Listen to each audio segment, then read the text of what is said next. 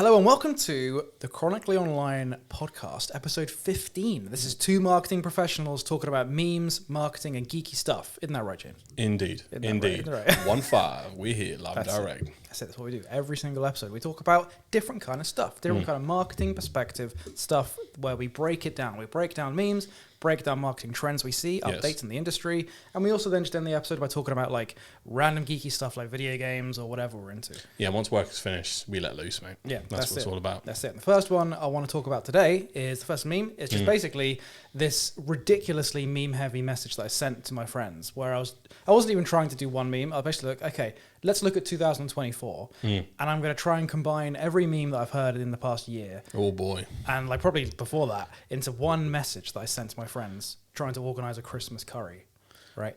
Endorse it. And this is what came out of my brain. We'll do a play-by-play after this is read, by the way, so you can explain what some of this is. I haven't read this since, so I made it in September last year. Okay, I'm reading it now for the first time. OG throwback. Yeah, right, yeah. So this was like September last year, maybe a bit like October. I was like, okay, let's just combine everything. Rizzlers. It's time to hawk to a spit on that thing and skibbity toilet all over the Christmas meal. True Sigmas and Giga Chads know we finna hit the gritty for that curry fandom tax. Is Gate of India, that's the name of the curry house, still very demure, very mindful, or is a different restaurant giving plus 1 million aura this year? Don't be low-key sus. Stick your gat out and slay your availability in the WhatsApp poll. Bussin' for real, no cap emoji. Took him out for that one. I'm so proud of this. It got some good stuff in the chat. Lord have mercy. They got some people calling me disgusting. Yep. Which I'd say is fair enough. Because you know what? That's a self-reflection. Because I had the same reaction, but only because I understood every word. Yeah, that's what's about this message. Everything makes sense. Like every meme I reference, it fits like grammatically, like not actual grammar, but it fits like grammatically in the grammar of memes. You could have used that in, you did. Yeah. So shout 10 out of 10 message, first of all. Thank you. Thank you very much. Bro's aura farming over here right now. Yeah. To use another one. But all right, let's go play by play. First it was Rizzlers. Just Rizzlers. Full stop. Rizzlers, full stop. If you don't know Riz by now, come on. But Riz, short for charisma. That's the new slang for if you got that motion. Or if you're going to go back to 2000, swag. Or if you're a cool cat. There you go. Yeah, that's it. It's time to hawk to a spit on that thing. Hawk to a girl. Yeah. I mean, what more can be said? She became huge, and then I feel like I haven't heard much from her in the past 6 months. Well, good story behind that. Yeah. Started the Hawk Tour podcast, obviously the height of intellectualism, and then decided to launch a fucking shit meme coin, and did a rug pull on her audience. Okay, then. So she Hawk toured all that money away, and I do believe lost her popularity. So that would explain it. That would explain it. I don't think we'll be hearing much from her because, to be honest, she didn't have much to add apart from the old, sneakiness, the old adage. Yeah, no, absolutely. Because she did just grow. It was like every couple of days I was like, oh, now she's doing that. Now she's doing that. Now she's doing that. It's because it was a meme, the fact that she was doing anything else. Yeah. So viral moments like that typically stay isolated. But because she ended up doing more, and then she had a podcast. There was a podcast created to watch and review the Hawk Tour podcast. Break it down play by play by two comedians. It was a whole piss take. Okay, right. Just and what Haley's saying here is that when you hawk, you have to tour, and that's nice. But I'm not sure how many episodes they did to react to every episode. But I'm telling you, they broke it down. Yeah, it does sound funny. Yeah, mad. So next meme in this message. Okay. So to hawk to a spit on that thing and skibbity toilet all over the Christmas meal. I gotta say that one maybe didn't make as much sense. Because skibbity toilet all over. But you had to get it in there somewhere. I had to get it in there. Where else would it have been? Yeah, exactly. So that's not really a verb. Only thing you could have done is talk about where the skibbity toilets would have been in that venue. True. Actually, so one for next Christmas curry. True. I could have done that, yeah. Oh God, no! I'm not. I don't want to do it again. That's an annual tradition now, by the way. Oh man, what would I include? I also expect any monthly newsletters from you to be written like that from your company. Oh dear. But. I mean, a lot of people know about Skibbity Toilet already. I'm pretty sure we've covered it on previous episodes. Probably, yeah. We've mentioned it. Yeah. This is some way back history. Yeah. early days of being able to screen record video content on games. Gmod. Still going. The source file for Counter-Strike, I'm pretty sure, or was it the other way around? And Portal. And Portal, yeah. So it came with Portal it was a Valve game where you could do a whole bunch of stuff. A lot of OG memes from the 2010s. Was it 2010? Yeah, it came from there. And there was the Gmod guy is or the head in the Skibbity toilet is the character from G-Man.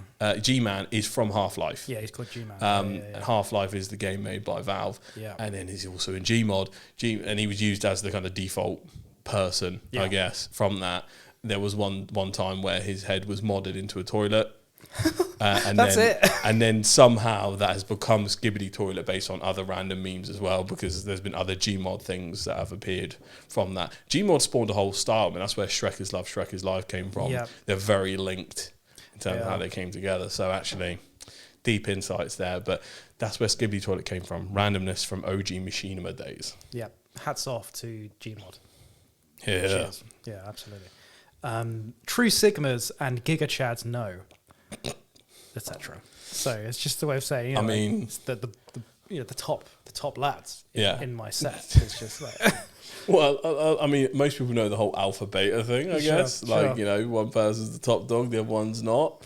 Obviously, taken to many different meme levels. We're talking about it from like what it's transformed into. Yeah. And because no one read this and thought like, oh, he's referencing someone's an alpha. Like, no, it's just the meme of Sigma and Giga Chat. Yeah, so and obviously anyone who's got any ounce of logic in their brain thinks this is utterly ridiculous and pays no mind to anyone that calls himself an alpha or calls anyone else a beta for that matter, because that's just utterly cringe. Even if they're trying to do it seriously. Yeah, and there's still like boot camps for men. Turn yourself into an alpha. Just like, listen, man, just go to a nightclub, maybe kiss a dude. It's okay. Yeah. Like, it's okay to explore your sexuality, all right? So then Sigma arised from those who didn't quite fit in the alpha. They're not an alpha. They're different. They're a lone wolf. There's something else. Something else. I'm different. I'm a lone wolf. I'm a Sigma. And the Sigma male thing started, I guarantee you, completely unironically, and is now evolved into complete irony, which I think has actually surpassed alpha / beta. I think anyway. Sure. I see the word Sigma more than I see alpha and beta. Yeah, 100%. And it's turned into like the stereotypical like guy who wears a wolf shirt, hoodie up, lives in mother's basement type B, who calls himself a Sigma. Yeah. I'm a Sigma male, you don't understand. So I don't fit your cookie cutter. Yeah, but I mean, you're a mold. Yeah. I have undiagnosed autism. So oh God. That's the origins, mate. That's where it comes from. Yeah. So True Sigmas and Giga Chads no, we finna hit the gritty. Okay, Giga Chads was an edit of like a handsome dude's face that's turned into like the jaw. I think that's also linked to like the whole alpha thing. So like you're an alpha Giga Chad. It's like it's just I don't even know how to explain the irony there. It's implied. I mean, this is what this show's for. We are the experts right now, mate. We have to figure out where to explain this. And then what was it? Going to hit the gritty. We finna hit the gritty. We're finna hit the gritty. We are going to do a dance. That's the, that's it. We are going to do a gritty dance. is like where you just skip your legs and you do that. I think it's hip hop culture, the NBA culture, and then turns into like Fortnite and all that kind of stuff. So the thing about the gritty, I don't know how it's happened, but my wife, she gets like... She hits the gritty at intervals during the day. I wish she did. Instead, whenever I mention the word gritty, like as a joke or sending her a reel or something, she gets so angry because she's like, what the fuck is the gritty? I can't see anyone do the gritty. And she said to me the other day, like literally like 2 days ago, she said, why is it every time you send me a gritty video, they're always doing something different? And I said to her, they're not. They're doing the gritty. The gritty is one thing. It's just like you skip like, forward and you put your arms down like that and like, you do little goggles. Yes. That's all the gritty is. It is. Because the gritty will... kicking your feet. Like, you can transition into another, your classic like fold down like Fortnite, like those will go hand in hand. So I'm not surprised it looks like something different. But she just doesn't get it. As the resident gritty expert, you know, your gritties are in one format. Absolutely. Which is like a 2-year-old dance at this point. So it's turned into just a meme at this point. Please do not try this at home, folks. Yeah. I was going to get up and try it, but I will refrain because I have pride. Yeah, they're good. Yeah, the next one was like a bit more obscure, at least for me. I think just because I'm not like Gen Alpha. So therefore, we finna hit the gritty for that curry Phantom tax, which is something like referencing some streamer who had a mate called Phantom or something. I don't even know this one. So the top streamers in the US, well, like some of the top, is a group called AMP or the AMP House. Right. Yeah, this one lost on me. They have a group house that they live together, similar to how like the Sidemen all lived in one house at some point, right? They all live stream basically simultaneously. Yep. Kai Cenat, who's usually the biggest or second biggest streamer, goes back and forth. Yep. Is the usual recipient of the Phantom tax. Right. So because they're streaming simultaneously, what will happen is Kai's upstairs streaming, he's just ordered some food, Uber Eats, brings it in. Someone in Phantom's chat will be watching Kai simultaneously and go, Kai just got food. Nice. Phantom will immediately then run upstairs, kick the door down. Bearing in mind, this door's like on its hinges because how many times he's done this epic entrance. Walk in, just palm some food and just walk off of it. Nice. Hence the Phantom tax.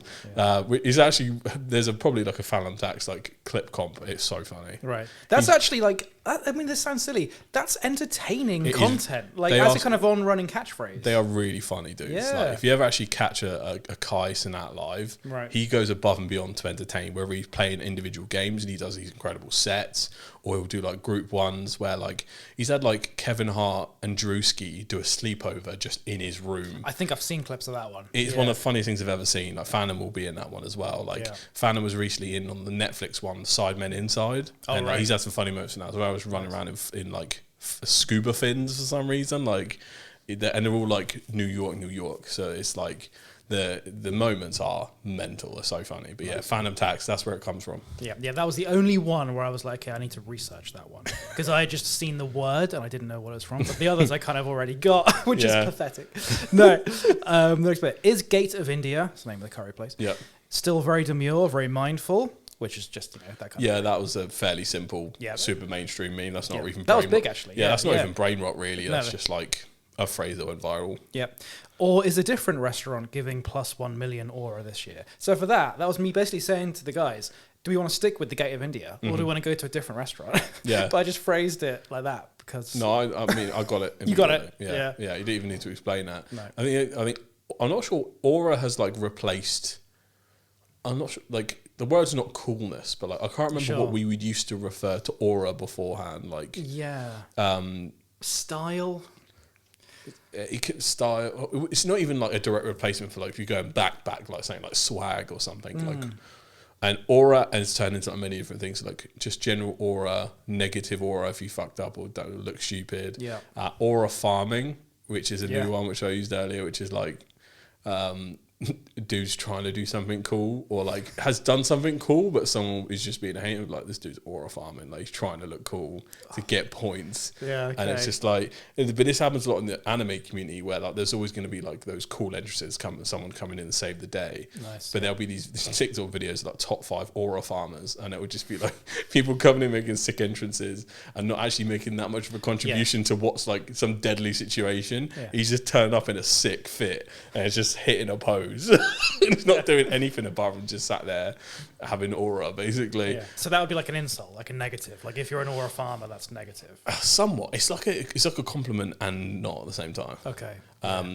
Because if you wanted to insult, you'd be like, bro's trying to aura farm. But if bro's aura farming, that means there is some aura involved. Therefore, in the aura, he's achieved some aura. The aura is achieved in the exchange of aura, which God, he's so deep. It's so deep, folks. This is why we do what we do. Serious analysis. This next was 2 coming quick. This one. Yeah. Don't be low key sus. Yeah. So low key, you don't even need to like work that one out. Low key, under the radar, not very obvious. On the down low, yeah. And sus, from the Among Us days. Yeah. So suspect. I just want to play. I wish I had the Among Us noise always on tap. I love that. So don't be low key sus. That was me saying to the guys like, don't avoid the poll. Like, I want your date on the WhatsApp poll. Like, tell me what it is. Yeah. Stick your gat out and slay your availability in the poll. Bussin' for real, for real. Stick your gat out as in arse. Yeah. Yeah. Yeah, I mean, the evolution of Gyat, actually, this came from Kai and their crew as well. Did it? Yeah. He came up with Gyat. Yeah. What the fuck? Okay. He's a genius. Well, the thing, it didn't start like that, so it's like, he popularised it. So usually, you know, in obviously a consensual scenario, see a lovely bottom on the street and you go, God damn, that's a nice bottom. Right? Or you might pronounce it differently. Which has been shortened to, it was God damn. God damn. Yeah. And just said the first bit because the butt was so nice you couldn't finish the rest of the sentence. That's how it started. And then it's just, now it's turned into its own thing. It's like a monster of its own that is just referred to anything nice to look at, essentially. I love when you can trace the etymology of a meme, like the language, the word. I love when you can trace it like that. I'm going to the local universities and I'm setting up a PhD course today. So you get that and slay your availability in the poll. So slay, but that doesn't make much sense. But slay your availability in the poll, like whatever. Put your availability. Just click one of the button. Yeah. Bussin' for real. I mean, yeah, just things happening. A lot of this is American. I mean, bussin' is just like, this food's good. Yeah. I don't really know how to trace back the etymology of that, to be honest. No. It's just like in this context, it was like, I have one guess, but like it's not like very brand friendly. It's just like busting a nut. Yeah, that's and what I was just thinking. like, I mean, I think that's it. We don't have confirmation in the studio right now, but we can get to that at some point. Yeah. What a hell of a message. It was. And last bit, no cap emoji. Oh yeah, no cap. No cap. That's just no lies. No lies. Again, I don't know where the origins of no cap came Me from. Neither. Because it would start with the word cap, meaning lie. Popularised, I think, by Kai and their crew as well. So a lot of like most brain rot terms come from their streams or from streamers in general. Streamers, I definitely think, have replaced YouTubers as like the top spheres of influence. I'm not even necessarily probably not even top earners like some do, but in terms of like viral moments, all the way who holds the cards at the moment, 100% of streamers and Twitch. So if brands aren't plugged into Twitch, not even necessarily being on it, just being aware of it, that's the cultural zeitgeist right now. Such a useless term, but yes, that's where you need to be at. That's where you need to focus on, because that's where all of this stuff is coming from. A whole terminology and generations words are coming from one platform in particular. So it's mental. That's big. Okay, thank God we stopped talking about memes.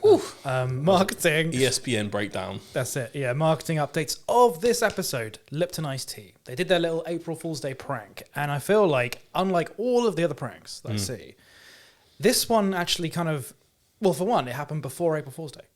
So it was kind of like not really an April Fool's Day prank. It was when it was 18th of March. Is when this was happened. Oh, that's a long run up. Yeah, but this is what's so weird about it, is like, I think that must have been a deliberate decision. Because, okay, we got an April Fool's Day prank for marketing that's going to happen this year. How about we do what everyone else doesn't, and we do it like 2 weeks before April Fool's Day? You gotta love it. I think that must be what they were And what was the message? Just so it was that. It's rest in peach. You may have heard that our iconic peach iced tea flavour is getting discontinued. We know it hurts. And this whole message about like they're self-aware that they don't want to discontinue. That's their main flavour as well. Yeah, so you guarantee the outrage must have been absolutely palpable. Yeah. And then afterwards they did a post, like it might have been the same day or something. Oh yeah, peach is here to stay. Like a celebration post saying, hey, we're joking. Oh, is it March? They said, yeah. Is it March? We got our dates mixed up. Whoops. So they acknowledged that it was like an April Fool's Day prank they did. Really clever. Really clever. Really clever. Like a big brand could do this, right? I don't think necessarily a small brand could pull it off, because unless you got that motion, you couldn't do it. It needs an impact. Yeah, it's impact, because anything that's not April 1st will be taken with complete seriousness. Like I'd noted even from my own clients, we posted something for April Fools after 12 p.m, which is apparently the cutoff, and people started taking whatever we posted super seriously. So, yeah, that is genius. You got to do what other brands aren't doing. Like this is why sometimes I would tell a lot of clients, just don't do competitor research that much. Don't bother looking at what others are doing as much. Because if you let that interfere with your creative thinking or the things you could do differently, you might just cook yourself. So It's good move. Shout out Lipton. Yeah, it certainly looked like they were trying to be different, and it worked because like I was actually sent this by people. I didn't just find it; I was sent it. Yeah, it's the attention economy, man. You got to do what you got to do to stand out in this world. I mean, with things changing on the news every 5 seconds, which takes up the entire timeline. Like, how is a brand supposed to compete with like who's running the US right now? Like, you open Instagram right now, and if you want at home, guarantee you Trump will be in the first 3 swipes. And it's just like, oh my God, like, how is a brand supposed to break through that? Even a smaller brand as well, and you just have to do things you wouldn't usually do. You have to thinking outside the box is such a lame term, but like, let loose, go a bit crazy, do something that no one think you were going to do, and you'll win. So, shout out Lipton. Yeah, totally. Well, yeah, going to end this episode with a couple geeky things, or at least one geeky thing. And it's more of like an observation that there are levels of geekiness, okay? So I noticed, I'm a big wrestling fan, and I noticed that within this one geeky interest of pro wrestling, there are other smaller, more geeky pockets, which is mental, right? Yeah. But it's so crazy when you think about it, because you go, oh no, they're all the same. It's all kind of like, we like our little niche interest, and that's what makes it fun, because no one else does it, and that's what's fun. But no, you go, okay, there are people who go even deeper. So an example within the world of wrestling, you got WWE and AEW. So those are kind of the big ones. Like, even as a fan of those, you're still being seen as a bit of a kind of niche geeky interest. That's cool. Then it goes to another level, more obscure, where if you watch NJPW, the Japanese promotion, New Japan, if you watch that in the UK or America, that's seen as even more geeky than WWE and AEW. I say so. Because it's not something you can find easily. No, you either have to pay for their like NJPW World subscription thing or do something else. But then it gets even deeper. There's even more like geeky wrestling pockets as well, even past NJPW. For example, there's a promotion called Mystery Wrestling, which I've seen a few clips of. They're really cool. So it's like a charity live stream on Twitch. Yeah. It's only broadcast on Twitch. Yeah. And it's this one wrestler called Evil Uno. He owns it. He runs it. Nice. Wears a mask. And it's all just charity stuff. He raises money for charity. Because he is a wrestler and he was in AEW, he knows a bunch of big wrestlers. So he'll get a bunch of like AEW wrestlers on Mystery Wrestling. No one huge, because like I said, it's like geeky of geeky of geeky. It's like 3 levels down. But it still is like, it's big enough so that they make a big impact and they put on these really cool shows.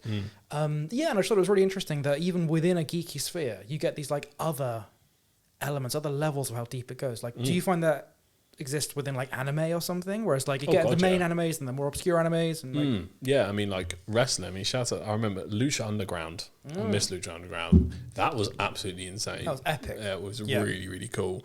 And that wasn't big either. It was like one of the lower, because there's very dedicated people that go to every indie circuit events, like Rev Pro, for instance. Like, there's a lot of people that will attend all of them. Like, that will travel with the wrestlers sometimes, even on indie circuit. So those are really cool. So in the anime community, it's like, I'm not sure if it's like, I'm not sure if it's simpler or more complicated, if I'm honest with you. So there's like your casual watchers that will see your mainstream ones, Naruto, Dragon Ball, maybe One Piece, although a lot of people don't actually jump in on One Piece because they're afraid of how long it is. They shouldn't. It's a life-changing experience. Then you've got Attack on Titan, like other ones. The ones that land on Netflix, I say, can be basically, there's your casual anime enjoyer. Right. One level deeper is if you have a Crunchyroll subscription or Funimation subscription, which they've merged together now, but they used to be separate, which I had both, so shout out. So then there's that, because that's where you get access to a lot of the ones that like you would have to like probably pirate somewhere or whatever else. So like, but then you can watch the kind of more mainstream ones on there as well. So like One Piece, you can only get on Crunchyroll, Fire Force, something like that, which is another really good one. But I wouldn't really call that like, you're not getting into like weeb territory. No, right. Which is like an anime terminology for like, if you're a super duper fan, you're like a weeb basically. And it's also for like people that are like super into Japanese culture to the point where they're like trying to be Japanese a little bit. And it's like they're discounting their own culture in favor of becoming Japanese in a weird way. And I'm not sure if in Japan they call them otakus, or if otakus are a different thing, because they're like people that are like shut-in nerds / like a classic American basement dweller, basically. And then, but it depends on the kind of shows you watch, because there's something in and again, then there's manga as well. which manga is like a whole different thing. But some mangas are also, there's like other different ones called light novels. Light novels are like not by like super mainstream people, but they'll have really long translated titles. So, and it will be really weird. It's just like, I fell asleep and woke up in another world as a vending machine. So that's the title of the manga. And I'm not, that is an actual show, by the way, which is absolutely insane. And you can always tell it's adapted from a light novel because the title is really long. And let me see if I don't think I'm logged into Crunchyroll on here. Is that because it's a kind of odd way of translating the Japanese? Or no, that's probably because that's what the title was. Right, so even in Japanese, the original language is still like, they deliberately do like some crazy long title. Basically. Yeah, fair enough, yeah. Do you think that's because they know that they're quite obscure and they're trying to like, let's play with the rules a bit? I don't know, it's just like, it's almost like where that was the story. Almost like it's almost like they were because a lot of things start from webcomics. So, for instance, One Punch Man, which is a fairly mainstream anime now, started as a webcomic piss take that then gained mainstream popularity. Wow. So there's like different things can take off in popularity depending on how they're like received by the audience. I'm trying to find, because there'll be ones like Rent a Girlfriend. That's an actual title. Let me see if I can find internet connections. Poopy stinkies in here. Come on, give me some actual. It's often just referred to as like just trash anime, basically. So like it's just it's like the EastEnders of anime. I guess it's like. Well, would that mean that it's actually kind of popular? If it's like the trash. If it's popular enough to be, because if they're like that bad, they stay. They stay as light novels. They don't make it to the light of day in terms of being animated. That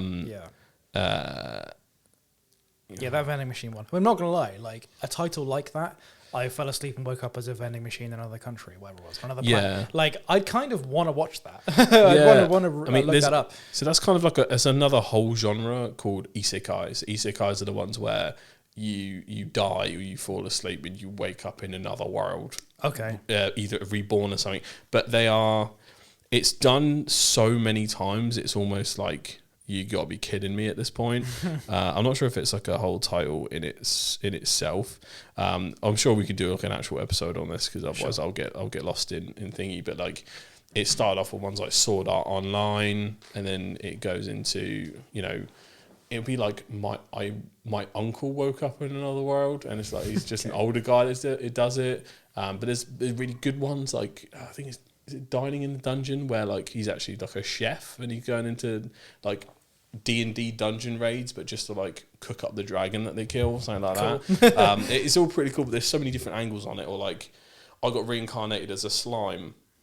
Okay. That's gained pretty mainstream popularity. Wow. So like a normal person, you're never going to walk by Brenda, what are you watching? Oh, I got reincarnated as a slime. That's just never going to happen. No, you're right. You can get layers deep with it. And I think a layer deep would probably be then like buying all the manga and stuff that you can get specific. And then the people that specifically learn Japanese just to read manga.